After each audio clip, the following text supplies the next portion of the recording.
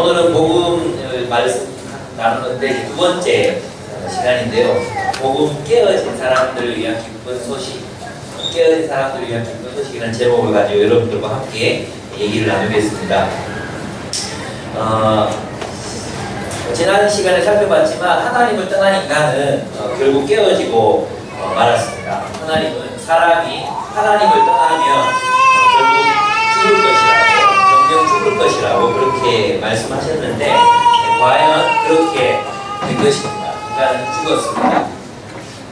아직 그 CCM 토크 콜라보 콘서트, CCM과 토크 콜라보 콘서트에서 청소년 중에 누군지 모르겠어요. 한 명이 이런 질문을 했습니다. 하나님이 세상을 버리고 떠난 것 같다.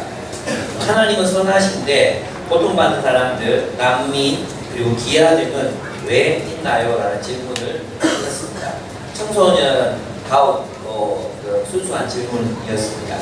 저는 굉장히 그 질문이 반가웠습니다. 왜냐하면 이 청소년이 누군지 모르겠지만 그는 이 세상에서 일어나는 그 고통스러운 일들이 바로 하나님이 없기 때문에 일어나는 일들이라는 것을 정확하게 알고 있었기 때문입니다. 그렇습니다. 하나님이 우리를 버리고 떠난 것이 아니라 우리가 하나님을 버리고 떠나왔기 때문에 이 세상이 고통에, 죽음에 빠지게 된 것입니다. 이 세상에서 벌어지고 있는 수많은 고통의 현실들, 또 소외와 또 억압과 또 수많은 사람들이 죽어가는 또 기아, 이런 현실들은 바로 하나님이 통치하시지 않는 세계의 모습을 보여주고 있습니다. 문제는 하나님이 우리를 버린 것이 아니라는 것입니다. 하나님이 우리를 버린 것이 아니라 우리가 하나님을 버렸기 때문에 우리는 하나님 없는 세상을 창조하고 말았는데 바로 그 세상이 우리가 살아가고 있는 고통에 빠진 세계라는 것이죠.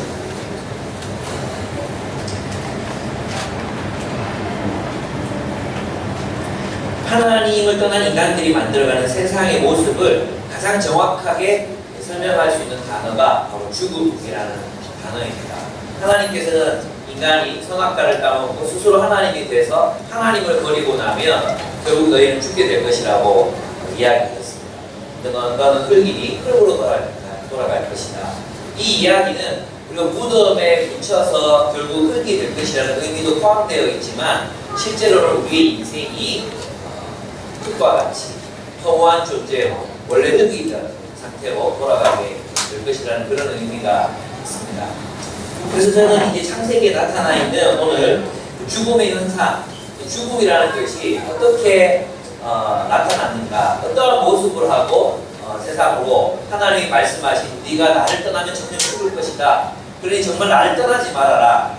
너는 오직 물고기가 물 안에 있을 때 가장 자유로울 수 있는 것처럼 너는 내 품 안에서 가장 자유롭고 내 품 안에서 가장 행복할 수 있다. 그러니까 결코 나를 떠나지 말라는 그 간절한 애원을 뒤로 물리치고 아담과 하와가 하나님을 떠나서 어떤 세상이 되어버렸는가, 어떻게 죽음이라는 그물에 걸려들게 되었는가 하는 것을 오늘 본문들이 보여주고 있습니다. 본문이 길어서 제가 부분 단체에서 읽으면서 여러분과 함께 얘기를 나누겠습니다. 첫 번째 보면 이제 하나님을 떠났어요. 하나님을 떠나고 난 뒤에 하나님을 떠나기 전에 우리 인간관계는 어떠한 인간관계였습니까? 이는 내 뼈 중에 뼈요, 살 중에 살이라고 고백했던 그런 내 이웃을, 타자를 마치 자기 몸인 것처럼 사랑하는 타인을 환대할 뿐만 아니라 그 타자를 자신의 품 안에 이렇게 포용하는 그런 관계가 태초의 관계였습니다. 이는 내 뼈 중에 뼈요, 살 중에 살이다. 그래서 결혼관계만을 말하는 것이 아니라 하나님이 통치하시던 세계의 완전한 인간관계, 그래서 서로가 벌거벗었으나 부끄러워하지 않을 수 있는 관계, 내 있는 모습 그대로를 보여주어도 아무도 거기에 대해서 너 못생겼다, 어떻게 그런 생각을 하니, 아이 골대가리야, 이런 얘기를 듣지 않아도 되는 그런 세계였습니다. 그런데 그만 이제 하나님을 떠나고 난 뒤 사람의 모습은 달라집니다. 10절에 보면 3장 10절을 한번 보시겠습니다. 창세기 3장 10절입니다. 하나님이 이제 하나님을 떠난 인간, 그 인간을 찾아오십니다. 숨었어요. 하나님 하지 말라고 했던 일을 했고 하나님 떠났는데 무엇이 깨달아졌냐, 자기들이 벌거벗었다는 사실을 깨닫게 됩니다. 자기들이 벌거벗었다는 사실. 하나님 안에 있었을 때는 그 존재가 하나님 앞에서 완전하게 수용되고 받아들여지고 있었고, 또 서로가 서로를 그렇게 사랑했기 때문에 벌거벗은 것이 부끄럽지 않았어요. 근데 하나님을 떠나고 나니까 이제 하나님 없는 세계로 들어갔잖아요. 하나님 없는 세계에서는 이제 자신들의 불완전함, 자신들의 흙으로 지어진 존재, 수치스러움, 부끄러움이 발견되기 시작했던 것입니다. 그러니까 이 수치감은 어디서 오는 거냐 하면, 내가 벌거벗었으니까 부끄러워진 것이 아니라 하나님이 창조하신 원래 세계에서 완전한 수용과 용납이 없는 세계로 쫓겨난 결과 그들은 스스로를 수치스럽게 여기는 존재가 되는 거죠. 왜냐하면 이제 벌거벗으면 어떻게 아이 똥 떼봐라 이렇게 하나님 없는 세상, 하나님 없는 세상에서 이제 서로를 비난하고 또 서로를 공격하고 서로를 이용하는 세상이 될 수밖에 없기 때문에 그곳에서 그들은 스스로를 부끄럽다고 여기게 된 것입니다. 원래 우리는 벌거벗었으나 부끄러움이 없었습니다. 그러나 하나님을 떠난 인간은 벌거벗은 자신의 존재가 드러나는 것이 두려워집니다. 그래서 자신의 존재를 가리기 위해 무화과 나무 잎을 엮어 몸을 가립니다. 하나님이 다스리시는 진리와 사랑의 세계에서는 사람들 앞에서 벌거벗는 일이 부끄러운 일이 아니었습니다. 나 사랑받고 싶어요. 또 우리 자신의 그저 그 생각, 내가 품고 있는 그 생각을 자유롭게 말하는 것이 부끄러운 일이 아니었습니다. 내가 오늘 무엇을 먹었고 무엇을 했고 무엇을 바라봤고 어떤 것을 보고 어떤 것을 느꼈다고 말하는 것이 전혀 부끄러운 일이 아니었습니다. 그러나 하나님을 떠난 인간은 이제 그것이 다 평가받아야 될 대상들이 된 것입니다. 아니 뭐 따위로 네가 그렇게 했었어? 그런 걸 가지고 웃고 그래. 그게 그렇게 중요해? 그게 그렇게 중요해? 너 참 맛을 모르는구나. 이건 맛있는 음식이 아니야. 이건 맛있는 음식이 아니야. 너 진짜 맛있는 거 못 먹어봤지? 내가 얘기해줄게. 거기 가서 먹어봐. 이 음식은 그렇게 먹는 게 아니야. 에스프레소로 먹어야지. 아이 참, 누가 던치를 데워서 먹는데. 이런 식으로 우리는 끊임없는 평가, 끊임없는 판단. 왜냐하면 하나님이 사라졌기 때문에 이제는 하나님이 아니라 인간이 인간을 판단하고 평가하는 세상 속으로 들어왔잖아요. 끊임없는 수많은 하나님들이 있는 세상에서 인간이 살아가야 되는 거예요. 그러니까 어떻게 해요? 그거 견디기 어렵잖아요. 그러니까 무화과 나무로 자신의 몸을 가릴 수밖에 없는 거죠. 이제는 하나님 앞에서도 하나님의 그 무한한 사랑과 진리 안에서 수용되고 융합되는 존재가 하나님을 떠났기 때문에 하나님 앞에 정죄받는 존재, 수치적 존재가 수치적인 수치스러움을 이제 몸에 안고 살아야 하는 그런 존재로 인간이 타락하게 된 것입니다. 그래서 있잖아요, 진리와 사랑의 세계, 다시 말하면 하나님 나라의 공동체를 떠나면 무엇이 두려워지냐 하면 이제 비난받을 수 있고 놀림당할 수 있고 이용당할 수 있고 억압당하고 차취당할 수 있기 때문에 우리는 그것이 두렵고 무섭습니다. 이제는 다른 사람들 앞에서 벌거벗는다는 사실은, 내가 벌거벗고 나에 있는 내면을 다 보여주고 내 존재를 드러낸다는 사실은 비난의 대상이 됩니다. 그것은 용납과 수용과 사랑의 대상이 되는 게 아니라 하나님 없는 세계에서는 그것은 비난과 비판, 판단과 정죄의 대상이 됩니다. 저를 꼭 만나면 늘 첫마디가 아이고 지난번보다 더 찌셨어요. 첫마디를 읽는 사람들이 있어요. 그러니까 우리는 이제 누구 앞에서도 지금 몇 킬로 더 쪘는데 이렇게 말하기 어려우게 되는 거죠.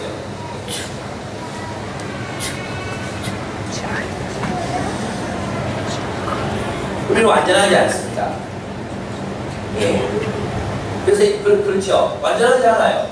완전하지 않기 때문에 어떻게 하나님을 떠난 우리는 그곳에서 완전해야 된다고 생각합니다. 완전해야 내가 다른 사람들 앞에서 완전해야 비난당하지 않을 거라고 생각합니다. 나는 완전해야 돼. 완전할 수 없잖아요. 그죠? 그래서 자신에게 완전을 요구하는 그 세상을 향해서 화가 나는 것입니다. 분노가 일어나고, 눈치 뭐 어떻게 살라는 거야. 결국 그 완전주의라는 것도 자기가 만든 장벽임에도 불구하고, 그리고 완전주의 노예가 돼서 살아가는 거죠. 그래서 이런 세상에서 우리의 약점도 다른 사람들에게 보여줄 수가 없습니다. 왜냐하면 이제 내가 약점을 보여주면 그들이 나를 지배하고 착취할 것이기 때문입니다. 그들이 나를 지배하고 나를 이용해 먹으려고 들기 때문입니다. 맹수들이 우리를 덮쳐와서 우리의 약점을 물고 늘어지고 그리고 우리를 숨막히게 해서 죽일 것이기 때문에 우리의 약점을 드러내지 못하고 완벽한 척, 강한 척, 똑똑한 척, 스마트한 척 거리를 두면서 살아가야 되는 비극의 주인공이 되는 것입니다. 그러니까 우리는 이런 세상 속에서 가면을 쓰고 사는 법을 익히게 됩니다.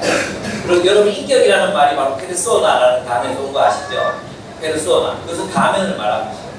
그리스 연기자들이 연극을 할 때 썼던 가면이 페르소나였습니다. 우리는 인격이라는 가면을 쓰고 이 세상을 살아가게 됩니다. 가짜 가면이죠. 그러니까 이 가면을 쓰고 살아가는 세상 속에서 우리의 모든 관계는 피상적이 될 수밖에 없고 예의 바르지만 소통과 친밀함이 없는 그런 끊어진 관계 속에서 고통하며 살아가게 되죠. 그러면서도 우리의 마음속에서는 한없는 사랑에 대한 갈망, 그 갈망으로 몸부림칩니다.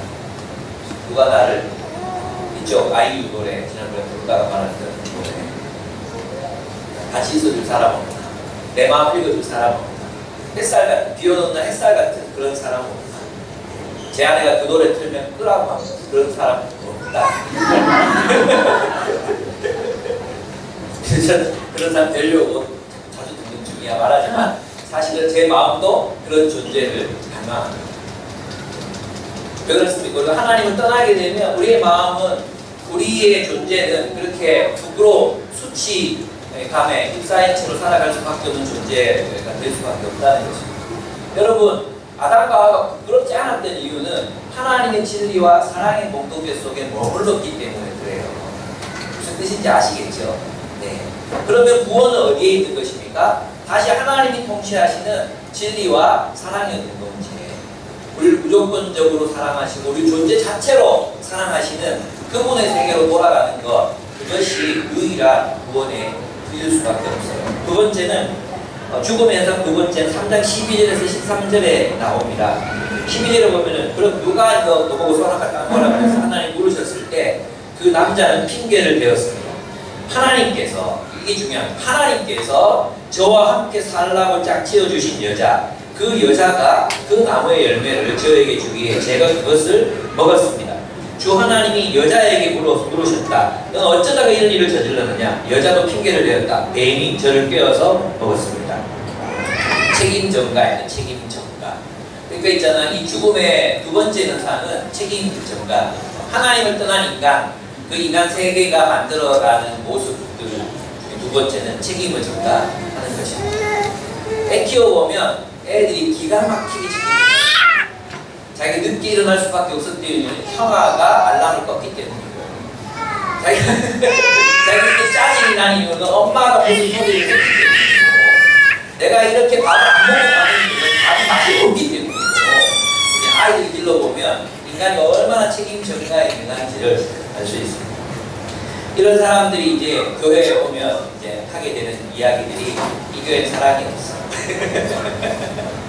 자기가 사랑하기보다도 이 교회는 사랑이 없어. 이러면서 이제 말하게 되는 것입니다. 책임을 전가하게 되는 것입니다. 자신의 잘못을 하나님과 타인에게 떠넘기는 것입니다. 이게 학습이 되고요, 그죠? 아이가 어쩌다가 잘못해서 넘어졌어요. 막 울어요. 그러면 할머니들이 뭐라고 하십니까? 떼지! 누가 그랬어? 쥐가 넘어졌는데. 쥐가 넘어졌는데 누가 그랬어? 마루가 그랬어. 떼지! 그래서 우리는 책임 전가를 어릴 때부터 학습하고 배웁니다. 그래, 내가 넘어진 것은 이 빌어먹을 놈의 세상 때문이야. 네. 그리고 또 누구 책임입니까? 사실은 할매 책임이죠. 자기가 지켰어야 되는데 자기가 못 받아서 넘어졌는데 우리는 우리 책임을 그 마룻바닥에 떼지! 우리 아이 우리 귀한 새끼 이러면서 이제 아이의 버릇을 완전히 조져놓는 그런 짓을 우리가 한다는 것입니다. 천종호 판사님이 재판하실 때 중범죄자들을 저지르는 청소년들, 그 청소년들의 부모가 아이를 위해서 막 변호할 때 처음에는요, 우리의 잘못 없어요. 우리의 공부 열심히 하고 전교 1등 하는 애요. 막 이렇게 변호하던 부모들이었거든요. 근데 이제 넌 왜 공부도 잘하고 그러면서 왜 이렇게 네가 주도해가지고 다른 사람을 이렇게 학대하고 그런 일을 했냐고 이렇게 막 다그쳐서 그리고 중형을 선고합니다. 그래서 부모가 막 일어나서 항의를 해요. 얘는 그런 애가 아닙니다. 진짜 공부도 잘하고 성실한 애인데 친구 잘못 사귀어서 그렇습니다. 그러니까 천정호 박사님 뭐라고 했지 아닙니까? 이 애가 그 나쁜 친구예요. 얘가 그런 애예요. 부모님은 때부터 감싸고 놀았기 때문에 이렇게 된 거예요. 그렇게 말씀하셨어요. 그렇습니다. 스스로 하나님이 된 인간은 스스로를 변화되어야 할 존재로 생각하지 않습니다. 왜냐하면 자기가 최종적 기준이기 때문에 자기가 변화된다고 생각하지 않습니다. 자기를 힘들게 하는 게 전부 주변에 있다고 생각합니다. 자기가 힘들고 고통스러운 건 주변 사람들이나 주변 환경이 나를 그렇게 만들었기 때문이라고 생각한다는 이게 죄예요. 이게 죄성이에요. 책임을 전가하는 거죠. 내가 무엇을 할 것인가를 고민하지 않고 모든 책임은 내가 여기 적응하지 못하는 것도 네 책임이고 내가 여기서 사랑을 못 느끼는 것도 네 책임이고 내가 밥맛이 없는 것도 네 책임이고 내 인생이 불행해진 거는 바로 너를 만나서라고 그런 식으로 우리는 핑계를 대기 시작합니다. 그것이 바로 아담과 하와가 했던 일입니다. 온 우주가 자기를 중심으로 돌아가 주기를 바라는 것, 그것이 죄입니다. 자아 중독에 빠진 인간은 남을 탓하고 핑계를 대기 바쁩니다. 국가 간에도 마찬가지입니다. 미국이 불안한 이유는 북한 탓입니다. 내 결혼이 불행한 이유는 아내나 남편 탓입니다. 지독하게도 우리는 우리 자신을 보지 못합니다. 제가 이렇게 설교를 하고 있으면서도 저 자신도 저 자신을 보는 것이 참 어렵습니다. 남에 대한 공격이 먼저 되지 그 말씀으로 나를 들여다보는 게 어렵습니다. 정말 성령께서 오늘 감동해 주셔서 내가 이 본문을 보면서 내 마음을 어떻게 이렇게 할 수 있었던 부분이 참 많아요. 그런데 하나님 안 가르쳐 주시면 우리는 철저하게 자기중심적으로 생각하고 자기는 늘 옳다고 생각하고 그리고 남을 바꾸려고 하지 자신을 바꾸려고 하지 않습니다. 남은 보이는데 자기 자신이 보이지 않습니다. 왜 그런지 아십니까? 왜 모든 사람들이 남 탓하고 남에게 책임을 전가하고 그렇게 살아가는지 아십니까? 왜냐하면 우리 하나님이라는 완벽한 거울을 잃어버리기 때문입니다. 인간은 절대 혼자 자라나서 스스로를 알 수 없어요.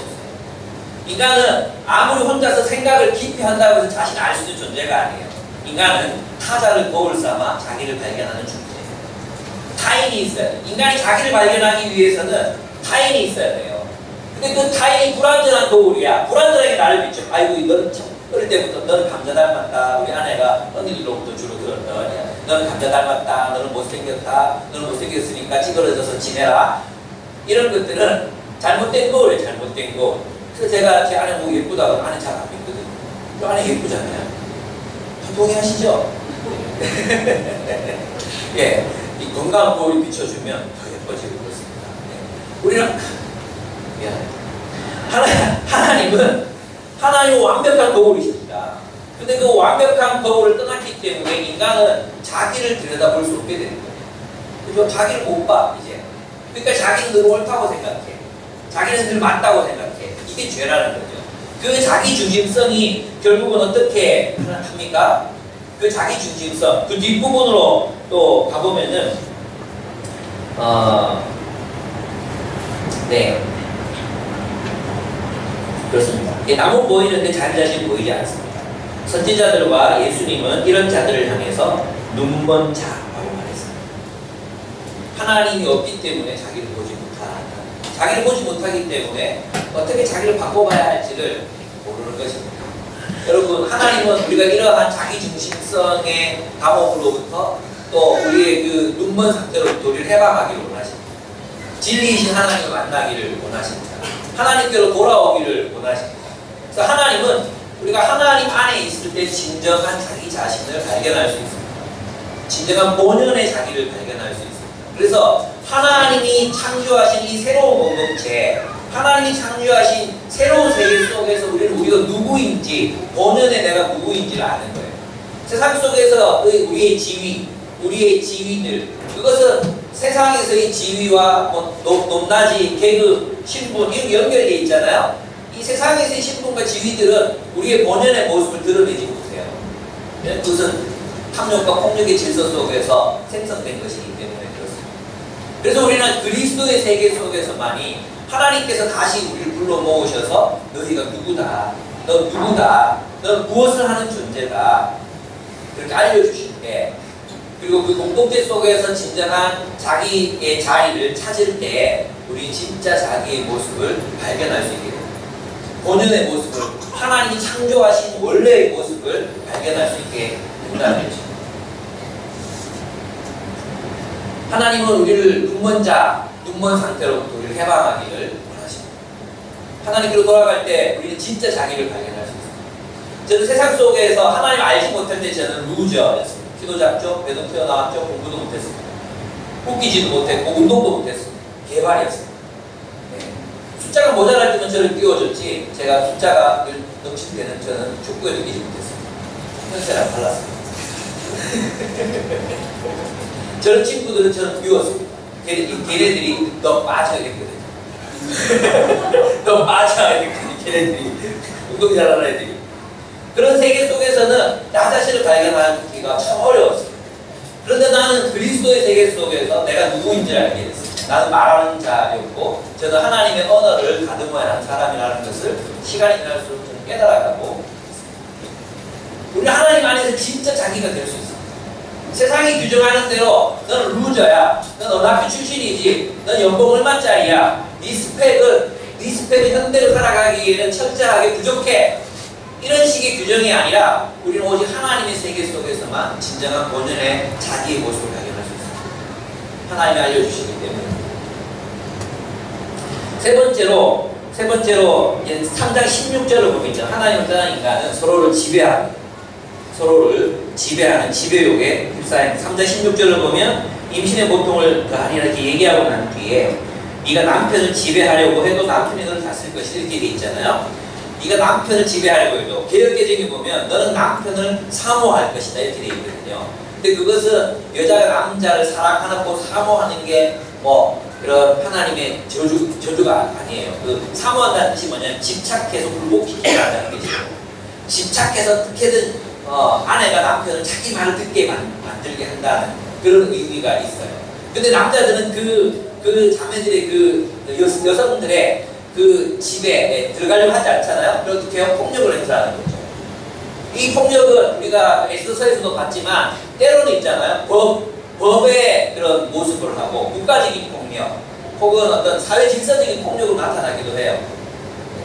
연필종부 이런 게 대표적인 거죠. 무슨 뜻인지 아시겠죠?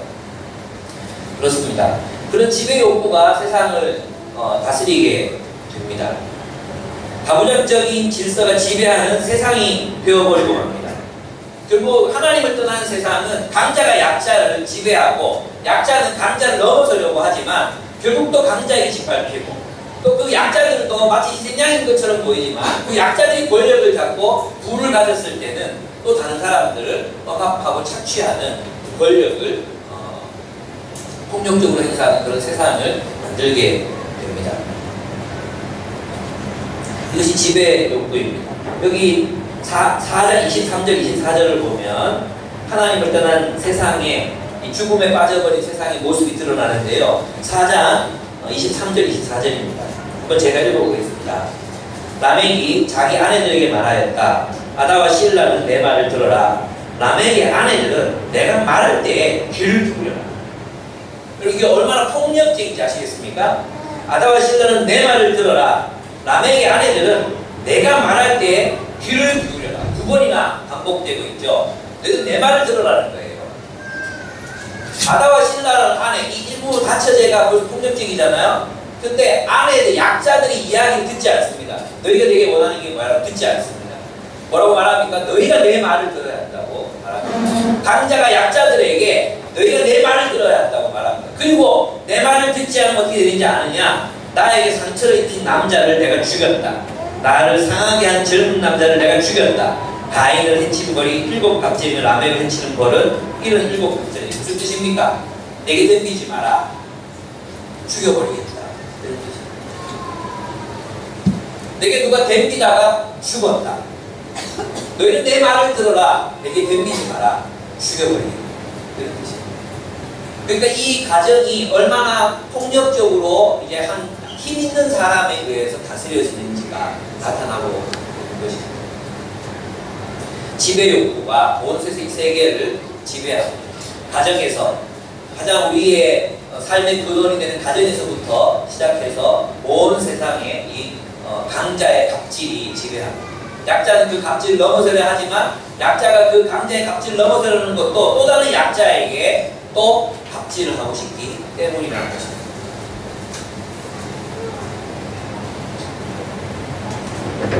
폭력이 온 세상을 지배하시고 이것이 하나님을 떠난 인간 세상의 모습이요 죽음이라는 덫에 걸린 세상의 모습입니다. 또한 4장 5절에서 7절을 보면 인간은 자기중심적인 인간이 됩니다. 4장 5절에서 7절 인간의 모습이 어떻게 변질되느냐 하면 자기중심성입니다. 4장 5절 한번 읽어보겠습니다. 창세기 4장 5절 가인과 그가 바친 제물은 반기지 아니하셨다. 그래서 가인은 몹시 화가 나서 얼굴빛이 달라졌다. 주님께서 가인에게 말씀하셨다. 어찌하여 네가 화를 내느냐? 얼굴빛이 달라지는 까닭이 무엇이냐? 네가 올바른 일을 하였다면 어찌하여 얼굴빛이 달라지겠느냐? 네가 올바르지 못한 일을 하였으니 죄가 너의 문에 도사리고 앉아서 너를 지배하려고 한다. 너는 그 죄를 다스려야 한다. 이렇게 말하고 있습니다.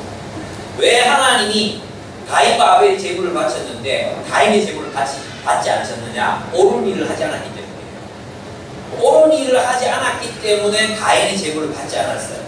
그러면 하나님이 우리 주인이시기 때문에 결국 누구 말을 들어요? 하나님이 제물을 받지 않으셨으니까 하나님 제가 무엇을 잘못 살았습니까? 제가 고치겠습니다. 해야 돼요. 그런데 있잖아요. 하나님 그 제물을 받지 않으니까 누구한테 화가 나요? 하나님한테 얼굴빛이 다 하나님한테 화가 나는 거예요. 하나님한테 화가 나서 아벨을 불러내서 죽여버립니다. 아벨의 심판자가 돼서 내가 너를 죽이겠다고 죽여버립니다. 이것이 인간의 자기중심성입니다. 이 자기중심성은 결국 살인을 배태하는 세상을 만들어내는 것입니다.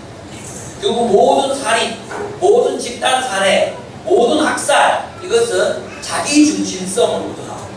우리 민족이 오라, 우리 종교가 오라, 우리만이 오라, 내가 오라 이런 자기중심성으로부터 이런 인간의 세계가 가지고 있는 폭력성이 나타나게 되는 것입니다. 그래서 하나님께서는 말씀하십니다. 하나님은 그에게 경고하십니다. 죄가 너를 지배하려고 한다. 무슨 말입니까? 너는 지금 네 인생의 주인이 너인 줄 알고 그래서 내가 이런 방식으로 살겠다는데 당신이 내 인생에 대해서 옳다, 그르다, 내 재물을 감히 받겠다, 받지 않겠다 하시는 것은 너무한 거 아닙니까? 내 인생의 주인은 나이니까 내 마음대로 살겠습니다. 라고 결단하는 거예요. 그는 가인은 자기 인생의 주인이 자기인 줄 알았어요. 근데 어떻게 알았습니까? 하나님께서 뭐라고 말씀하십니까? 죄가 너를 지배하려고 한다. 그것은 너희 하나님을 버리면 너의 인생의 주인이 네가 되는 게 아니라 결국 무엇의 지배를 받겠다는 것입니까? 죄의 노예가 된다는 거예요. 이것이 굉장히 놀라운 것입니다. 우리가 하나님 10계명 제1조가 무엇입니까? 제1계명이 무엇입니까? 나 외에 다른 신을 두지 말라 그랬잖아요. 그래서 제2계명이 우상을 만들지 말라 그랬잖아요. 제1계명이 중요한 이유는 뭐냐면 우리가 하나님을 버리면 반드시 우상을 섬기게 되어 있어요. 반드시 누군가의 지배를 당하게 되어 있다는 것입니다. 하나님을 버리고 나면 우리 자유를 잃어버리게 되어 있어요. 죄의 지배를 받게 되어 있어요. 우리 안에 있는 탐욕의 지배를 받습니다. 그리고 이 탐욕은 타인의 탐욕, 누군가의 탐욕, 누군가 가진 것을 부러워하면서 생겨난 탐욕이기 때문에 결국 우리는 타인의 지배 속으로 들어가게 됩니다. 이것이 인간이 가진 딜레마입니다. 왜냐하면 인간은 본질적으로 피조물이기 때문에 본질적으로 피조물이기 때문에 그렇습니다. 나 외에 다른 신을 내게 두지 말지니라. 이 계명은 하나님께서 우리를 속박시키기 위한 것이 아니라 이 세상에 존재하는 모든 우상의 세력들, 우리를 인간을 노예화시켜서 비인간화하고자 하는 그 모든 세력들로부터 우리를 자유케 하시기 위해서 하나님께서 나는 너희의 창조주다 라고 말씀하시는 것입니다. 우리는 자유롭다고 생각하지만 내 인생 내 마음대로 살고 있다고 생각하지만 가만히 들여다보면 우리 결국 탐욕의 노예에 불과합니다.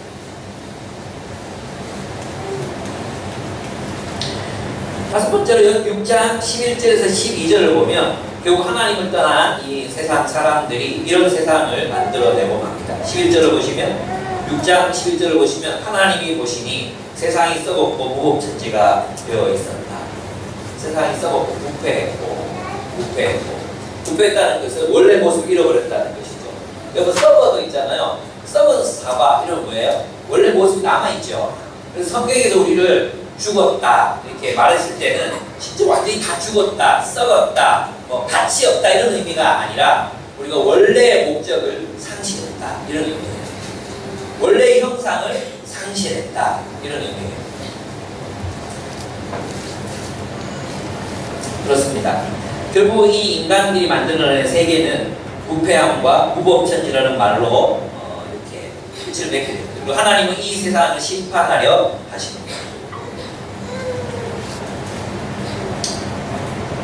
결국 하나님을 떠난 자아중독과 자기중심성의 세상은 부패와 폭력으로 그 점점을 찍습니다. 이제 끝입니다. 결국 인간은 흙이 되고 말았습니다. 인간은 죽음에 걸리고 말았습니다.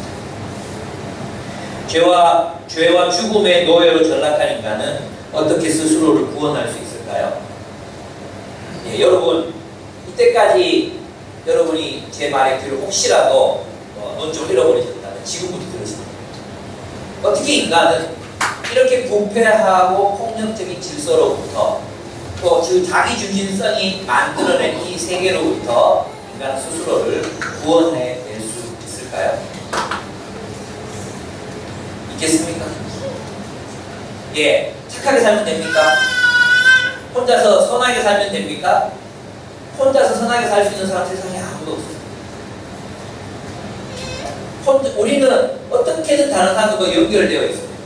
자본주의 세계에서는 우리가 여기서 밥 먹고 돈을 지불하고 밥을 먹는 그 자체가 어쩌면 누군가에 대한 착취일 수 있습니다. 여러분들이 커피를 마실 때 나는 내가 원하는 거 먹는다고 생각하잖아요. 그 커피에는 수많은 제3세계 노동자들의 임금을 착취한 결과 우리는 싼 커피를 마실 수 있어요.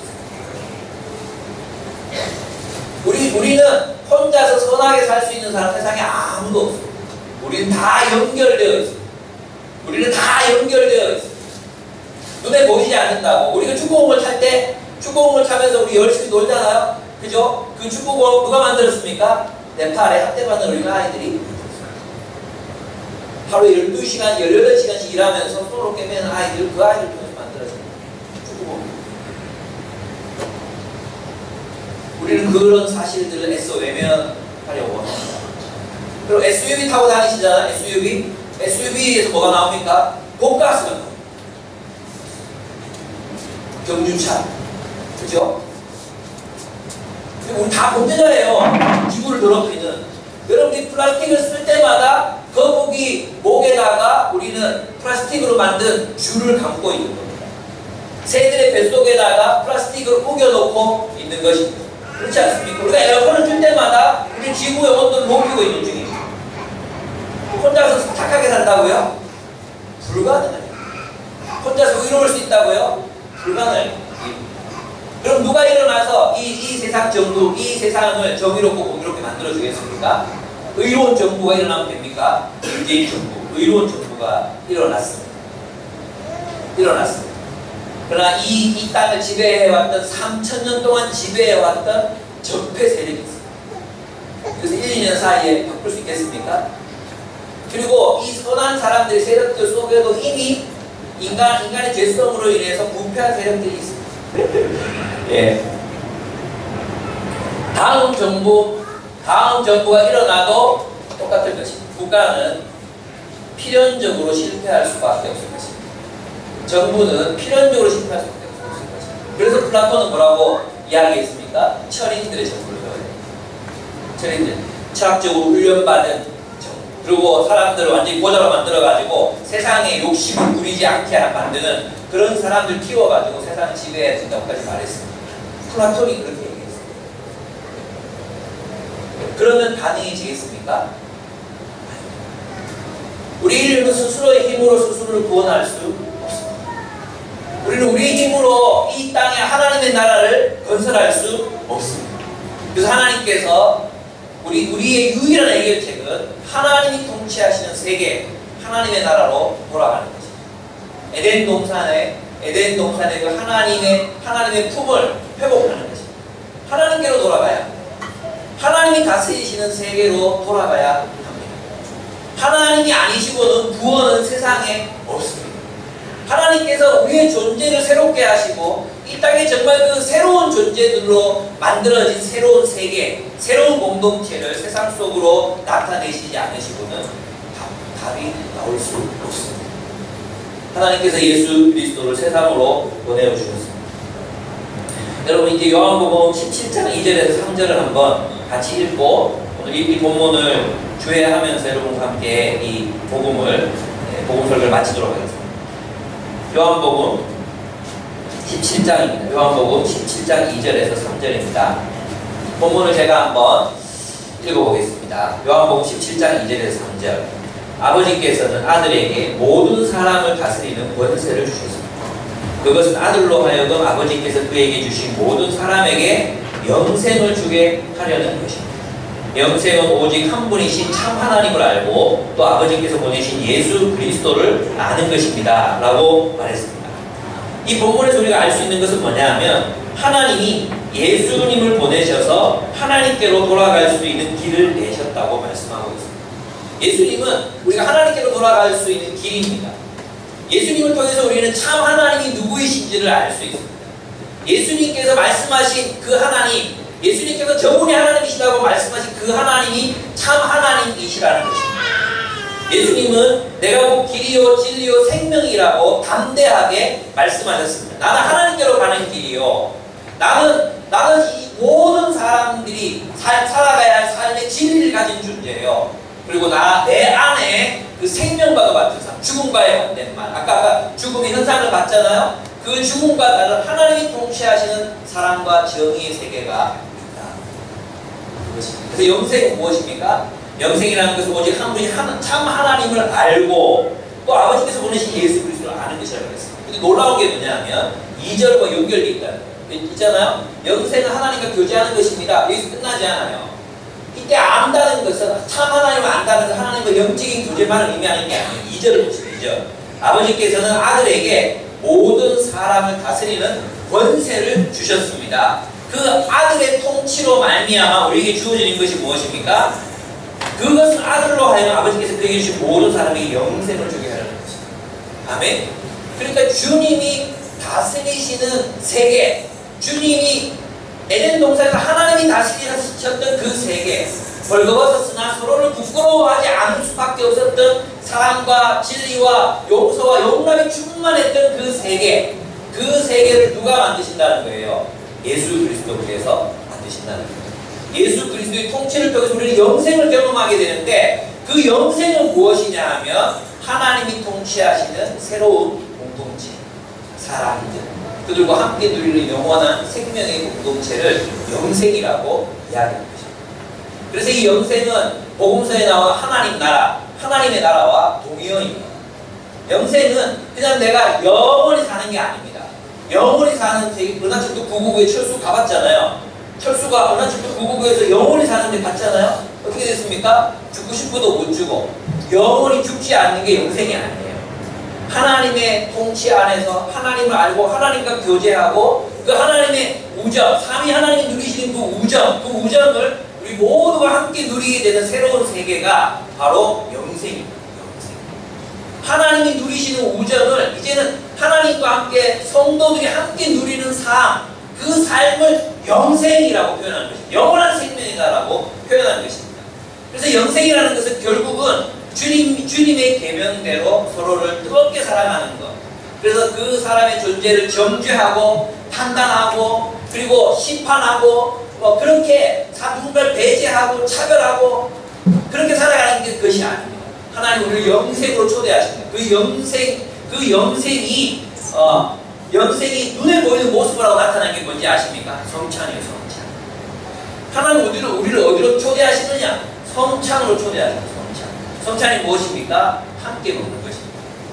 노예나 남자나 여자나 주인이나 노예나 모두가 한 자리에 앉아서 동일하게 먹는 것입니다. 함께 서로를 즐기고 함께 서로를 누리고 그곳에서 서로에게 정죄함 없이 서로를 사랑함으로 함께 떡과 유월절 어린 양을 먹으면서 교제하는 삶.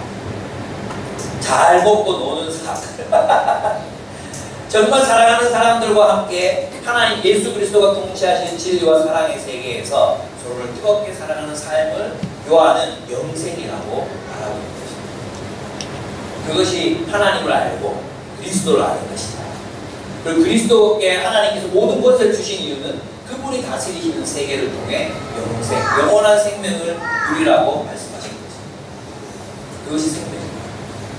죽음은 무엇이었습니까? 하나님을 떠났기 때문에 서로를 지배하고 이용하고 억압하고 착취하고 난 너 몰라 그렇게 있잖아요. 단절의 인간관계 그 무너진 공동체를 영원히 살아가는 것이 지옥 그리고 죽음이었어요. 그러면 천국과 영생이 무엇이겠습니까? 그 죽음의 반대말이겠죠. 그것은 뭐냐? 서로가 뜨겁게 사랑하는 공동체를 세우는 것입니다. 그 공동체를 누리는 성찬 하나님의 신탁 하나님과 사람들, 빈부귀천의 차이가 없이 그곳에서 모두가 배부르게 먹는 공동체 그런 공동체를 세우는 것 그런 공동체를 누리는 것 그것이 뭐라고요? 영생. 내 몸은 너희를 위하여 너희의 생명을 주는 것 내 피는 너희를 위하여 흘리는 생명을 하는 피 그것이 성찬의 의미입니다. 그렇습니다. 하나님은 여러분을 초대해요. 우리가 하나님께로 돌아갈 때 우리는 진짜 우리 자신의 본연의 모습을 찾을 수 있습니다. 우리가 하나님께로 돌아갈 때 우리는 그 세상, 우리를 우리 되게 하는, 우리를 우리 존재되게 하는, 존재 그 자체가 되게 하는 그런 공동체를 살아갈 수 있게 하십니다. 우리가 하나님께로 돌아갈 때 우리는 폭력과 탐욕의 사슬을 깨고 해방을 얻어서 서로를 사랑하는 삶으로 나아갈 수 있습니다. 우리 자기중심성이라는 자아라는 그 좁기 좁은 감옥에서 벗어나서 이제는 서로를 사랑하는 삶으로 향해 나아갈 수 있습니다. 왜냐하면 하나님께서 성령을 부어주셔서 우리로 그런 삶이 가능하게 하실 것이기 때문입니다. 하나님은 그래서 예수 그리스도께서 통치하시는 정의와 사랑의 나라로 우리를 초대하고 계시는 것입니다. 성찬의 삶으로 우리를 초대하고 계십니다. 하나님께로 나아오십시오. 이제 더 이상 자신이 벌거벗은 모습을 드러내면 비난받고 이용당하고 착취하고 공격당하고 두려워했던 그 세상으로부터 나와서 하나님이 통치하시는 사랑의 세계로 하나님이 통치하시는 사랑과 용납의 세계로 나아오십시오. 그 진리와 사랑의 나라가 우리를 진정으로 해방할 수 있습니다. 수치심에 젖어 살아 이제는 내가 이렇게 그래서 뻥튀기한테 됐었잖아요. 그 자신 막 뻥튀기 해야지 결국은 막 블로핑 해야지 막 사람들이 나 알아가지고 그랬잖아요. 그죠? 그런 삶에서 벗어나서 존재 그 자체로 용납받는 세계로 나아오라고 주님이 말씀하십니다. 그리고 나만 잘 먹고 잘 사는 세계 그 세계로부터 해방을 얻고 이제 함께 나누자. 함께 먹자. 함께 먹고 살자. 그런 세계를 만들어가자. 주님이 저 이기적인 욕망이 지배하는 세상으로부터 나오십시오. 이제 사람이 나를 어떻게 볼까 두려워서 숨고 있던 그 어둠컴컴한 방에서부터 나오십시오. 그리고 이제 사랑하기 시작하십시오. 예수 그리스도를 의지하고 그분을 붙들고 그분을 통해서 사랑의 삶을 시작하십시오. 이제 서로를 누리기 시작하십시오. 하나님께서 생각하신 삶입니다. 주님이 우리에게 그 새로운 세계를 선포하십니다. 함께 기도하겠습니다.